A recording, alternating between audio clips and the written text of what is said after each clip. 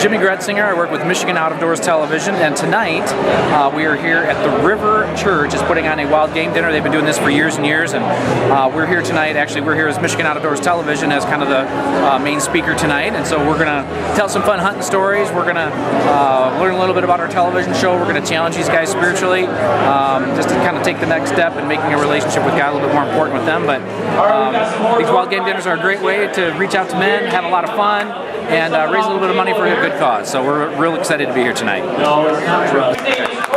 Would you say my name again? Being a part of Michigan Out of Doors Television, I'm a host on the show. The show's been on the air since the early 1950s, so a long time, and we cover the great state of Michigan, all the different hunting and fishing aspects here in the state of Michigan, and we love doing it. Hey, I'm Jeff Lane. I'm the development manager for Reaching Higher. I'm here at the Wild Game Dinner for the Rivermen, and what I do is I raise money for Reaching Higher, and these guys are giving us money from this event, almost 500 people, and we're just honored to be here. So Reaching Higher is a youth leadership development program. We go into high schools and middle schools during the school day over an 8-week period of time, once a week for 2 hours. It's a transformational program that's just awesome for kids. We're based in Brighton, Michigan, and yet we're growing all over southeastern Michigan. And now we've got some work over in Charlotte. So we're growing. We're in the city of Detroit. We're as far east as Royal Oak and Warren. We're as far south as Saline. So we're all over southeast Michigan. Reaching Higher has been around since 1997. It was co-founded by Susie Dahlman, our executive director. And she's just an amazing woman who was a school teacher and a sales trainer. She put the two together to form Reaching Higher. I just want to thank the Rivermen for what they've done for our organization, and this church is an amazing part of the community. Very thankful. Hi, I'm Jim Needham. I'm at the Wild Game Dinner here as a benefit for the Rivermen, and having a great time tonight. A lot of great food and some chance to win some guns. Go ahead. I came tonight because I'm a member of the River Church, and I'm retired. I love this event. Every year it's growing and growing. And invite all these guys to come on out. The Rivermen basically go out and they fundraise. This is a fundraiser, and the funds, I'm not sure this year what they go for. The annual River Game Dinner, and we've got a lot of good prizes, hunting trips, a lot more yet to come tonight. I'm Chris Antish, and I am here tonight because I'm supporting the men's ministry at the River Community Church. I am at the Wild Game Dinner, sponsored by the River Community Church. There's a ton of great wild game here. They've got elk, they've got venison, buffalo, what else? Oh, zebra. Zebra, that's a new one for me, so I'm looking forward to trying all that. So far, everything's been fabulous. Go ahead. This is my second time, and I'm hoping for a third time next year. I mean, anywhere, if you like food like this, winning. All right, well, we'll get deeper into it. Hi, I'm Jim Vetter. I'm with the Rivermen Wild Game Dinner. We're out here tonight. We got about 460 people. The event's sold out. We're supporting a great charity. This is Dave Cherry. Dave Cherry's helping out on the committee. And we're just here tonight to represent the River Community Church and be here for Reaching Higher. And we have a lot of great events going on tonight. We have bucket drops and we have live auction items. We're just excited to be here for a good cause. Okay. All right. We want to thank all of our sponsors. We couldn't do it without you, and also Cleary College for having us. Trigicon is our presenting sponsor, and we just really thank them for all the food and everything that they've got for us. So the Rivermen is the men's group in the River Community Church. We're a very active group, probably different than most churches where the guys just get involved. Most churches the ladies are all involved in a church, and it's not the guys just sit in the background. It's different here. If you notice with all the orange shirts in the room tonight, we're involved and we're active and do things as men, for Christ. Go ahead. Hi, I'm Greg Williams. I'm the executive pastor of the River Community Church, and this is our 9th annual Wild Game Dinner. And it started several years ago just as an outreach and tried to bring the whole thing of hunting and what people enjoy in this community together and eat some really wild game and some really strange stuff that I've never eaten before, like zebra and things like that. And it's absolutely delicious the way it's made. And as a church, we just embrace that portion of the county we live in and the community we live in, and it's kind of fun just to bring us all together. And we're building a brand new church to be on M59 and just west of US 23, and it's in Heartland, Michigan. We've been meeting in a high school, but now we're going to have this brand new facility because state-of-the-art auditorium with probably the best sound system in the area, and it'll be a place where you can really come and enjoy and hear the gospel. Okay. You know, it's been a cool night. We've got over 500 people here tonight, just from all over the community, and this happens because of sponsors like Trigicon and others that just make this event what it is today. And it is kind of cool too that we're at the Johnson Center here in Howell, Michigan, with Cleary University. Beautiful facility, and they have been just so very hospitable to us, and it's just been a great event tonight. Fun here while everybody's waiting to get their food. Just elements for the kids here. We're going to have I'm Payne Peugeot, and I'm at the Wild Game Dinner, and I won this baby gun. I was really hoping I won it, because this was the last one in it. And my gun, and I'm glad I'm here. Okay. Thank you. All right, I'm Jennifer Williamson with Reaching Higher, and I am absolutely impressed with this event. This is my first time here, and I couldn't be more blown away by the attendance, the people, the charity, and I am eternally grateful for everything that the Rivermen have done for Reaching Higher. So thank you so much, appreciate it. On behalf of Reaching Higher, I would like to thank the Rivermen and Cleary College and the other sponsors for all that they've done for our organization. We're eternally grateful. Thank you. My name's Harry Riopel, 67 years old. I'm in Brighton, Howell area right now at the Big Game Dinner. I happened to come across the picture of Morton F. in a fishing contest that he sponsored, and I won first place, that he awarded me an original Mickey Mouse watch from 1953. I just thought it'd be great to share it with the rest of the people. I think I might be the first fisherman to ever be awarded a prize by Michigan Outdoors. Maybe not. Have a great day. God bless. Hey, my name's Terry Prisk, and I'm the lead pastor at the River Community Church, the River on 59, and we're experiencing right now our 9th annual Wild Game Dinner, and I love this thing, and the reason I do is it brings so many different people from the community to a function that they like. Good food, great door prizes, rifles being auctioned off.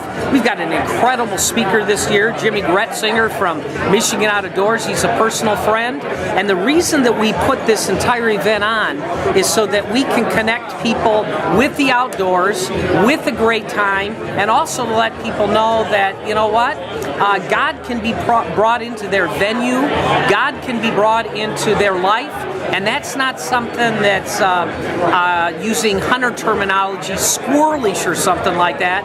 In fact, it's an incredible thing with an incredible impact. We've got some incredible sponsors here. Trigicon, the optic company, helps us out every year. We've got some people, a granite company this year, that said that they wanted to help out. And we've just got some people from the community that have helped out this event in an incredible way. And we actually had to use Cleary University because it's really the only venue we can use that can accommodate this kind of a crowd. The River Community Church, or the River on 59 as we call it, actually right now meets in the old Heartland High School, the Performing Arts Center. But 1.2 miles to the west we're building a whole new campus with a new auditorium, incredible lobby, incredible children's wing, and that's going to be open March 1st of 2015, and we're pretty excited about that. And we're a church that wants to have impact in the community. In fact, we do. We put on a Christmas store every year. This past year that accommodated over 100 families, over 600 people, to provide Christmas with dignity to people that weren't going to have a real good Christmas. And then we also work with a pantry in Brighton called Bountiful Harvest, and that's an incredible ministry locally in the community. And then we're also involved with a lot of ministries down in the inner city of Detroit that do tutoring, house renovations, and so we don't want to be inward focused, we want to be outward focused. We've got an incredible crowd here tonight, just under 500 people, and it's not just men, it's men, women, and children, and they're having a great time. And what we really would like to see happen in people's lives is that they develop mentally, socially, physically, and spiritually. And if they understand that there's a God who loves them, a God who has a purpose and has a purpose for them, you know what? That's a pretty good winning combination, and that's what we want. To be honest, I couldn't think of a better place to serve and to lead. I'm privileged, and I count it a blessing in my own life to be the lead pastor at the River. All these guys who put this on, and look at this crowd that we have today. What an incredible night. Thanks a lot. As simple as to motivate young people to live a life, to awaken a life of purpose with passion and confidence. And so what we're trying to do is get in schools. We're in 20 schools right now to change kids' lives. This is one of them. He's going to speak to us in a few minutes. This is Tyler Vetter, and he is the man. So it was founded in 1997 by Susie Dahlman in Brighton, Michigan, and it's a nonprofit leadership development program. And we meet twice. We meet once a week for 2 hours during school day for 8 weeks. 9th week, we do a little celebration called graduation. It's made up of 25 students, 2 instructors that we provide, and 5 mentors. And what we need are some men to mentor these kids in these schools, middle schools and high schools. We've served a lot of kids, a lot of programs. The cost of a program to serve 25 kids is $5,000. So we increase self-awareness and self-confidence through public speaking. Our kids that go through the program don't even realize they're in a public speaking course until it's over and they realize they did it every week for 8 weeks and now they're comfortable speaking about themselves. There's a lot of peer mentoring that's going on there. And ultimately, we give attention. When you give attention, you make a connection. You make a connection, you can make a correction. And that's when kids know that they're a miracle from God and what they're here to do. So we provide the power, hope, and skills to cope. So what do our graduates think about us? This chart shows you simply the kids are changing. They come out of there with greater self-confidence. And without self-confidence, you got nothing. If you don't believe you can do math, you can't do math. If you can believe you can speak in front of 400 people or 500 people, you can probably do math. Parents love us. Parents come to our graduations and they fill out these forms for us. They're blown away by it. As you can see, it's an increase of 43 percentage points from before and after in their kids' lives in the parents' opinions. This is a slide that shows what the parents are actually saying in their comments. Number one thing they see out of the kids, greater confidence, greater self-esteem, better grades, better attitude towards themselves and others. We have a superintendent here in Howell, Ron Wilson, who's donated one of the live auction events items tonight. He believes for the cost of the program, it's probably the most effective program he's seen in his 30 years. And we're honored to say that he just joined our board of directors last fall. He came to us to join, and we're honored to have him on the team. So we're booming. This chart shows just the sheer number of classes that we're doing, the number of kids we're affecting, over 750 kids a year now. So thanks to programs like this and RiverMed, we're going to be able to affect more lives. This is an example of how we're going to replicate our model. Here in Howell, we have a superintendent that cares about us. And my job is to go out and raise the money. If we get the funders, and the superintendent, then we can bring the instructors in, we can bring the guidance counselors in, and then together we find the mentors. And tonight I'm looking for mentors. In the back we've got a sign-up sheet. Fill it out, get it back to us any way you want to. We're definitely looking for mentors, like I mentioned. So these are some of the school districts we serve. We go as far east as Warren, as far south as Saline, as far west as Charlotte right now. We're growing. We're looking to go into more schools. Tyler Vetter just graduated from our program last fall at Howell High School. He's a 16-year-old young man. He's in charge of videotaping this event tonight, right? And he's agreed to come speak about his Reaching Higher experience. Yeah, come on. Give him a hand.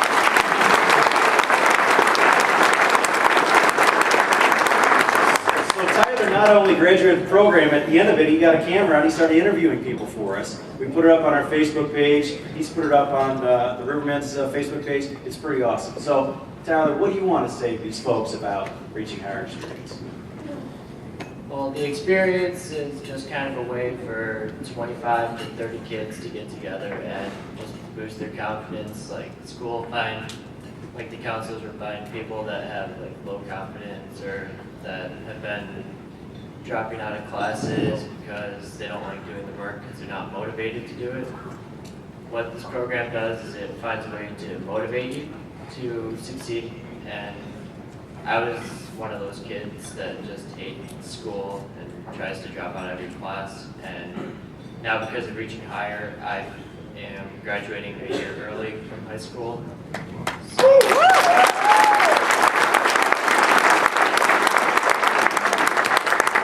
I really just can't thank Jeff Lane enough for him and his program and all the things that they're doing in the schools. Thank you, Tyler. What about Amplified? Thank you, Rivermen, again. Again, we have a booth in the back with information. We'd love to talk to you. Rivermen, Steve, thank you so much. James Vetter, thank you very much. All right.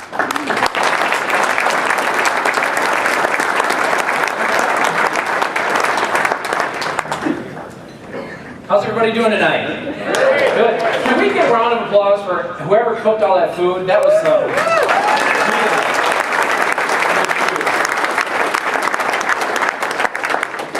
And I was here, how many years have you guys been doing this dinner now? 9 years. So one of the first couple of years I was here, and so if you were here back then, was anybody here back 9 years ago? Oh, a few of you. Okay, you might hear some of the same stories tonight. But I feel very fortunate to be here tonight to get to talk with you. I feel very fortunate to have the job that I do with Michigan Out of Doors Television. If you're not familiar with Michigan Out of Doors Television, we are primarily a hunting and fishing show, probably 80% hunting and fishing. That was not a firearm. Thank you very much. And so we get to travel all over the state of Michigan. And one thing kind of different about Michigan Out of Doors is that we do 52 episodes a year. Most of the other outdoor shows around the country do 13. There's a few that do 26.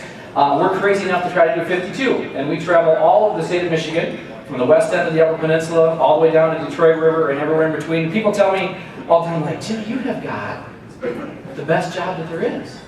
And I'm like, well, you don't know about the pressure and the time and trying to get something every week. And then I start thinking about it, and it's like, you know, I might actually have the best job that there is, you know? We love what we do. We get to tell your story. I think Michigan Out of Doors has worked for so many years because it's not about Jimmy Gretzinger, it's not about Jenny Olson, our co-host on the show. It's really about you. It's about the sportsmen and women of Michigan. And so I think that's why it's worked for so many years. And we're very fortunate to have the jobs that we do. Can anybody tell me who the first host of Michigan Outdoors was? Morton Neff, that's right. Actually saw a Morton Neff picture here tonight. And who took over after Morton? Jerry Geppetta, yeah, somebody said that over there. Jerry had the show for a couple years, and then who took over after Jerry?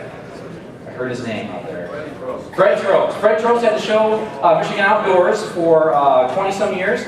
He ran into a little legal difficulty, would be the best way to say that, kind of late 80s, early 90s.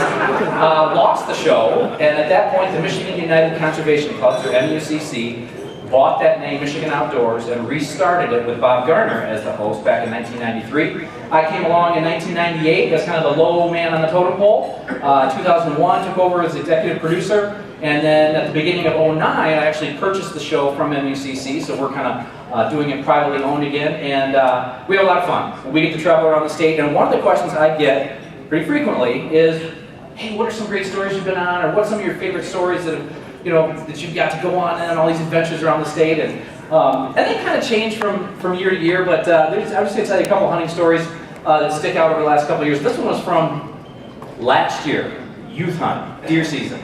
It's not this one, but the one before. I had my, at that point, 9-year-old son in the blind with a buddy of mine, and he had his 9-year-old son. And we're over in West Michigan where I live, and it was an evening hunt. And so we had the little guys right in front of us in the box blind, and we said, okay, if the deer comes from this side, my son Charlie was going to get to shoot first, and if it came from the other side, my buddy's son was going to get to shoot first. And so we're sitting there, sure enough, here comes this doe. She's working out, and there's some standing corn, and we could kind of see her in the corn for probably about a half hour, so the kids were really, had a chance to kind of get worked up, and then they kind of had a chance to kind of settle down a little bit. Well, this doe comes out, gives us a good shot. Now, we were hunting with a muzzleloader, and really the effective range for what we were doing was about 50 yards, and this deer came out just about right there. And so deer steps out, my son Charlie, he's getting ready to take the shot, and I said, okay, when you're ready, go ahead and fire. Bam! And that's what happened. and so the smoke goes over, in the muzzleloader, smoke goes, we can't see, deer goes running off. And so I'm watching, I got the camera going, so I'm videotaping all this and watching it. Deer runs off and stands there, and it's looking pretty fine at that point.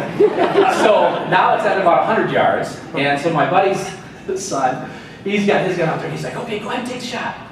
Bam! And so I got the camera over there, and I got it all on the frame, and probably about 2 feet behind the deer, and about 3 or 4 feet in front of the deer, you see the ground just go, this big, where he hit with the bullet.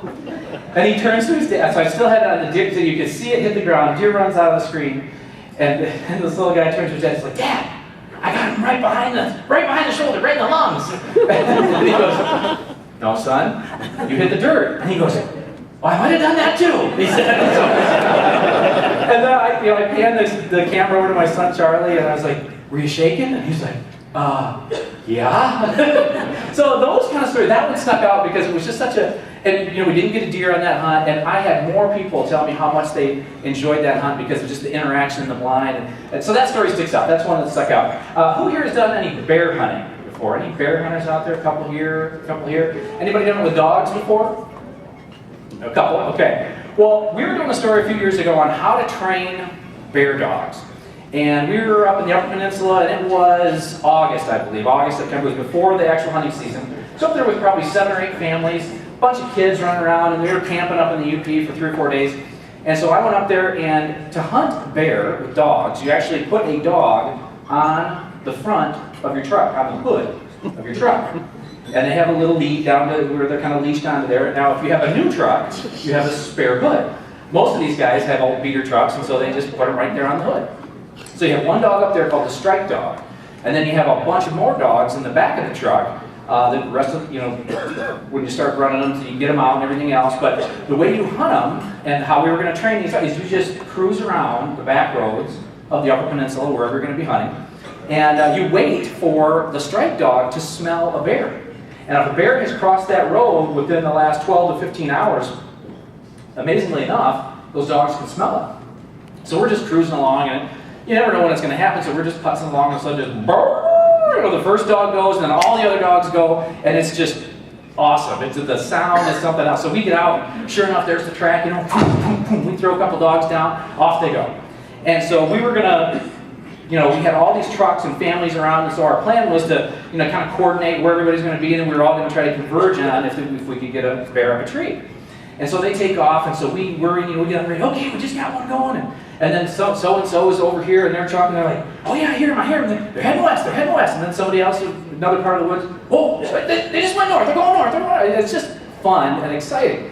And so sure enough, once they get a bear up a tree, their barking kind of localizes, it sounds a little different, and so that had happened, and so we were the closest truck to where they had the bear tree, And so we were going to go in there, get some video, we were going to bring everybody in, take pictures, and then we would all pull out, the bear comes down and goes on about its business, because it wasn't the hunting season yet.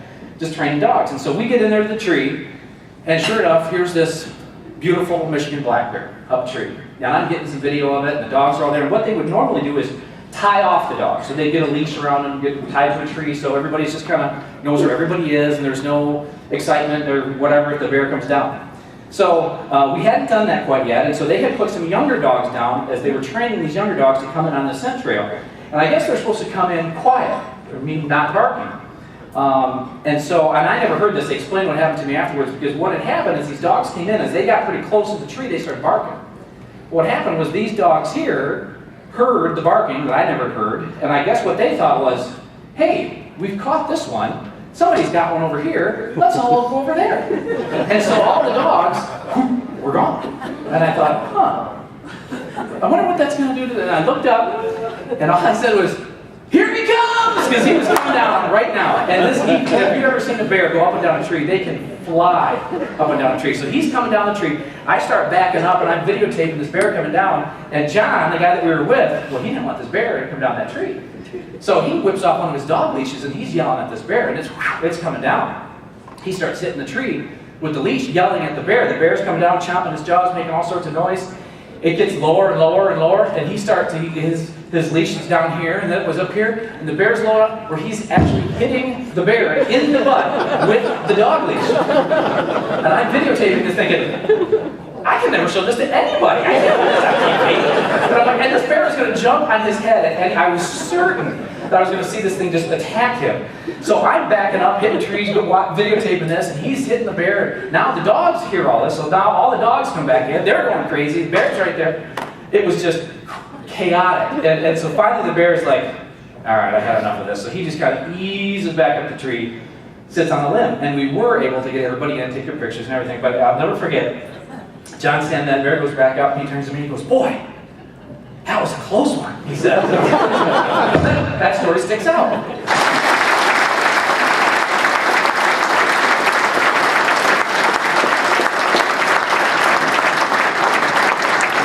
Right here. Ladies and gentlemen, right here, this is that nice Tragicon 3 AccuPoint 3.9 by 40 scope right here. Variable power, dual illuminated rifle scope right there. Now take a look right there. It's got the illuminated triangle tip. It's got the unique design for this super quick target acquisition in any light conditions right here. Doesn't require the battery. It's got the super nice scope right here. There's one with the privilege of the second one is what we have right here. So a high bidder will give you a choice. You got two rifles you want to scope up. You can have the second one. And if you want to just say 2 times, it'll be twice the price, of course. But you can get the second one as well. All right. So high bidder right here goes. Right here we'll get the opportunity for 142. What do they give on it? $1,000 on it. Here we go. Who $1,000 to start on? Hey, better one time, make it $1,000 for him. Hey, get one, make it $1,000. Here, get one, $500 go. Who can buy $500? He can buy down, make it $500. He can buy $5. And get 3 down, make it $300. I'm up to 50 better 3. Going to be $300 here. Up to 50 better $300. I'm up to 50 better 3. I'll make it $300 where? I'm up to 50 better 3. You get 275. I'm 250 to 75. You need 275. I'm up to 275. No 300. Make it 3 down, make it $300 on them. I'm up to 275. Get $300. 300 and a quarter. Hit 3 better quarter, 3 and a quarter, 300 and a quarter where? Hit 3 better quarter. Hands here now. 3 and a quarter. You're like getting 325. I'm 300 and a quarter, 3 and a quarter, 3 better quarter. I'm going to get 325 where? I'm at 300 mil. Here, 3 and a quarter. Get your hands here. That's about 600. Now 7. What's it? 700, 800. And give me about $800. Going to be 800 here. I'm at 7. It's about 750. I'm at 7, 7.5. I'm at 7, 7.5. You're out the back. 7.5. I'm at 700 over here in the red. It's 7.5. I'm at 700. Give 7 and a quarter. And 725. I'm at 700 quarter there. 7's a bit of a quarter. 7 and a quarter. 7's a bit of a quarter. Down to 725. I'm at 7, 7 and a quarter. 7's a bit of a quarter. Bit of a 7 and a quarter. Get bored. Take the 7 and a quarter. I'm at 700. 725. Take the 7 and a quarter here. I'm at 700. 7 and a quarter. Down to 725. A bit of a 7 and a quarter. Anybody else? 725. 725. 725. $700 your way over here. $700 right over there. Does he want water? Does he want 2?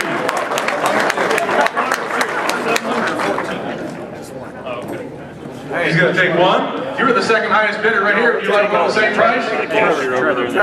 Okay. Would your bidder like in on the back there?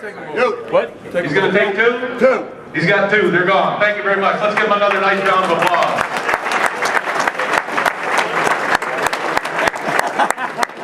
Well, I bought the scope because it's a great value, and I could use a new scope. But second of all, I mean, there's a great mission going on here tonight, so I support everything that is going on here tonight. Especially, I love the story. Don Tanner from Brighton. Really enjoyed it. I'm from Brighton, Michigan. My name's Larry. The Goebel family invited my son and I to attend the event. It's a great event. Really love coming. 2 years in a row we've been here. I bought this awesome Trigicon scope because it's a great, I've used them before, and it's just a great piece. I mean, there is no better than a Trigicon.